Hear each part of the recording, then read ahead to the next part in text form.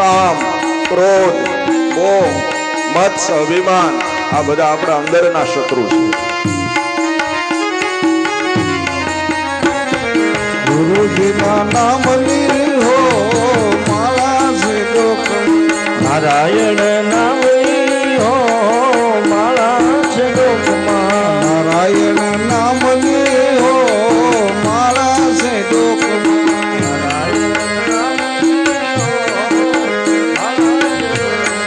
હરિહરાનંદ કહે સત્યને સુખાય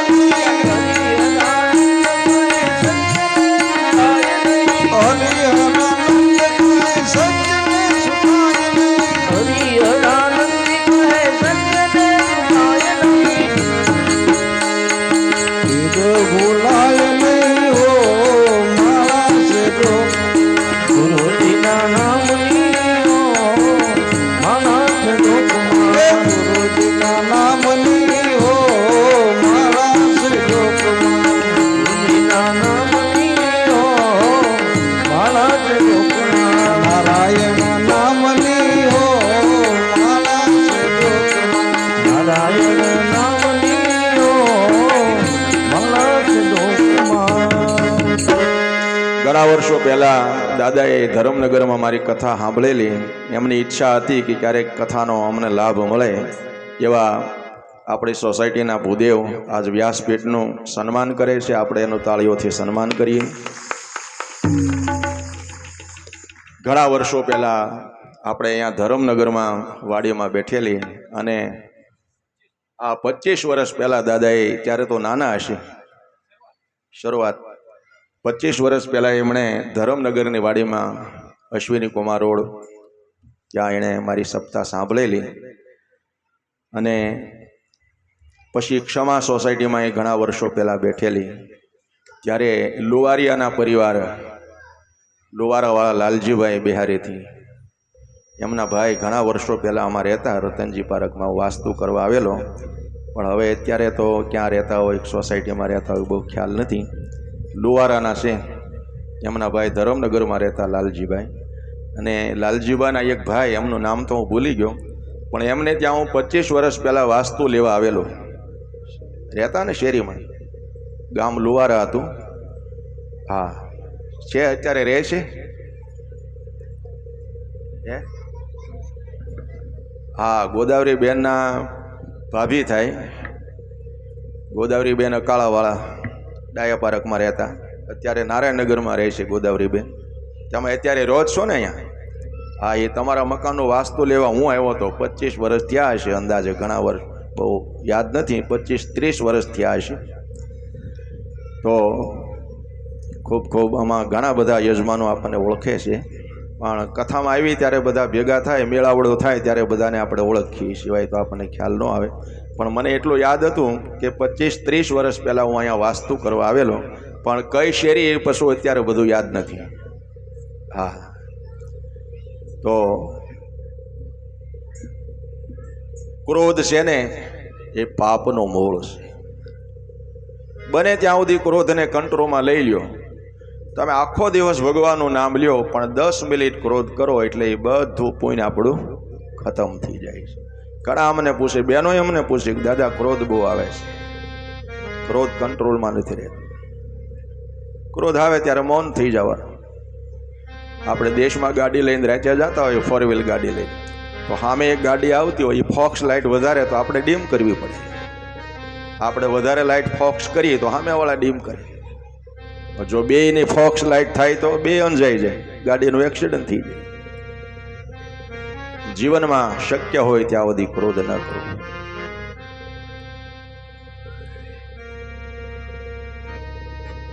એટલે ઋષિમુનિઓએ શ્રાપ આપી દીધો જય વિજય નામના દ્વારપાળોને કે જાઓ તમે પૃથ્વી પર ભયંકર રાક્ષસ થઈ જાઓ. દ્વારપાળો ધ્રુજવા લાગ્યા. પણ ભગવાન શયનખંડમાં પોતે સૂતા હતા. તરત ભગવાન જાગી ગયા. પરમાત્માને ખ્યાલ આવી ગયો કે મારા વૈકુંઠના દ્વાર ઉપર કાંઈક અજુગતું થયું લાગે છે. તરત જ ભગવાન નિદ્રામાંથી જાગી દોડતા દોડતા વૈકુંઠના દરવાજે આવ્યા છે.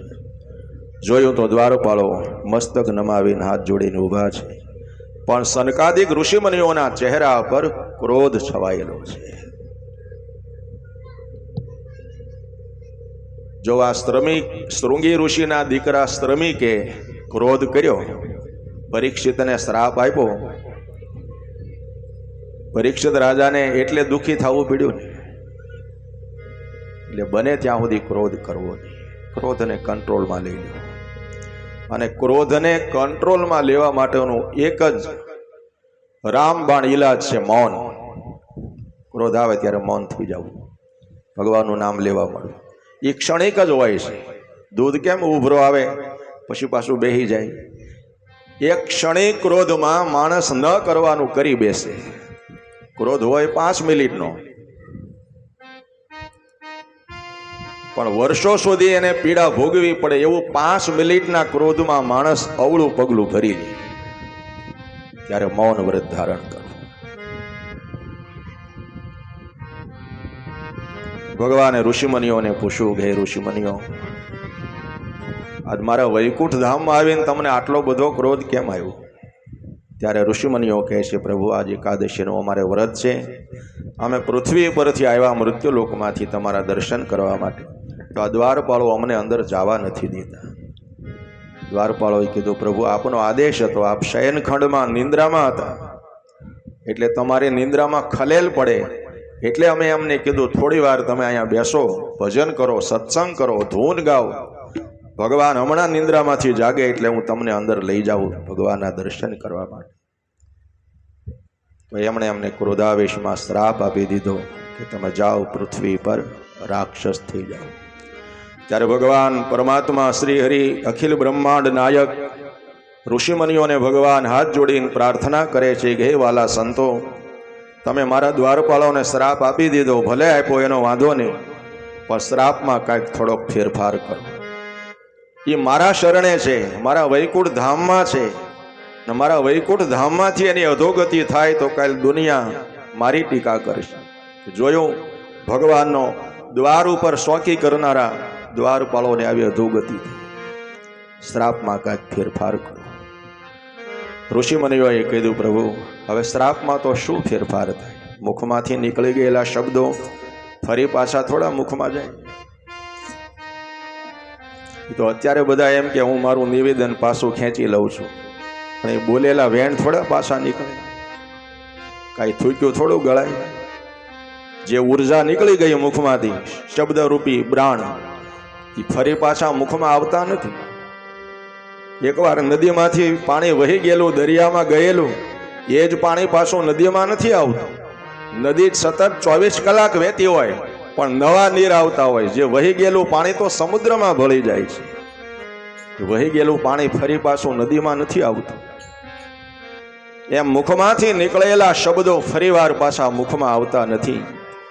સંતોએ કીધું, પ્રભુ તમારી બધી વાત સાચી, તમારી વાતને અમે માનીએ, પણ હવે શું કરીએ? શ્રાપ દેવાઈ ગયો, પણ તમે આજીજી કરો છો સૌદ ભુવનના નાથ, એટલે અમે શ્રાપમાં થોડોક ફેરફાર કરીએ છીએ. એને રાક્ષસ તો થવું જ પડશે. અમે એને કહી દીધું કે જાઓ પૃથ્વી પર તમે ભયંકર રાક્ષસ થઈ જાઓ, તો એને રાક્ષસ તો થવું પડશે. પણ જો તમારી ભક્તિ કરશે તો એને 7 જન્મ લેવા પડશે, અને તમારી સાથે વેર બાંધશે તો 3 જન્મમાં એનો ઉદ્ધાર થઈ જશે. ભક્તિ કરે તો 7 જન્મ લેવા પડે. 7 અવતાર પૂરા થાય ત્યારે મુક્તિ મળે, અને ભગવાનની સાથે વેર બાંધે તો 3 જન્મમાં ઉદ્ધાર થઈ જાય. જય વિજય નામના દ્વારપાલોએ મનમાં વિચાર કર્યો કે પરમાત્માનું ભજન કરીએ, ભક્તિ કરીએ, સેવા કરીએ, સત્સંગ કરીએ તો 7 જન્મ લેવા પડે, અને પરમાત્મા સાથે વેર બાંધીએ તો 3 જન્મમાં જ અમારો ઉદ્ધાર થઈ જાય.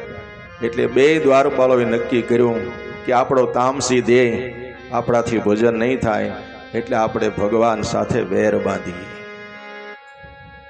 ભક્તિ 2 પ્રકારની. રાક્ષસો વેર ભાવથી ભગવાનને ભજતા હતા, અને ભક્તો પ્રેમ ભાવથી ભગવાનને ભજતા હતા. જેને અરે બહુ દુશ્મનાવટ હોય ને, જેને અરે વેર હોય ને, એ વ્યક્તિ સતત તમને યાદ આવ્યા કરે, અને એક જેની ઉપર તમને વધારે આસક્તિ હોય, વધારે પ્રેમ હોય, એ વ્યક્તિ સતત તમને યાદ આવે. એટલે રાક્ષસો વેર ભાવથી ભગવાનને ભજતા હતા. તુલસીદાસજી રામાયણમાં બાલકાંડની અંદર જ્યારે વંદના કરી ત્યારે રાક્ષસોને પણ તુલસીદાસજીએ મસ્તક નમાવીને વંદન કર્યા હતા.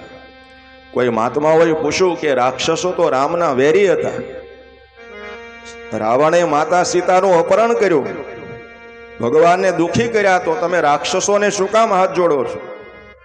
દેવતાઓને વંદન કરો, ઋષિ મુનિઓને વંદન કરો, બ્રાહ્મણને, ગુરુને, હનુમાનજી મહારાજને, એ તો બરાબર, પણ આ રાક્ષસોને શું કામ વંદન કરો છો?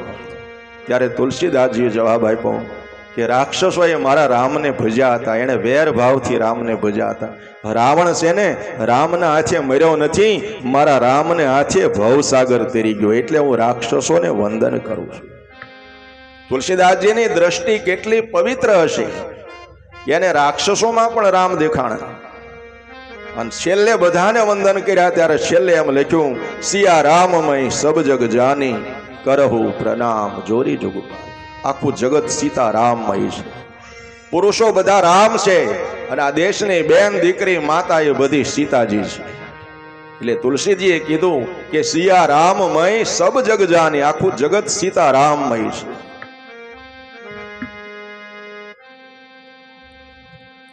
એટલે રાક્ષસો ભગવાનના હાથે મર્યા નથી, એ બધા ભગવાનના હાથે તરી ગયા છે. એ તો આપણે રાવણને બીજી દ્રષ્ટિએ આપણે જોઈએ છીએ. આપણે કોઈ માથા ભારે માણસ હોય તો આપણે શું એને કહી, આ ભાઈ છે ને અમારે રાવણ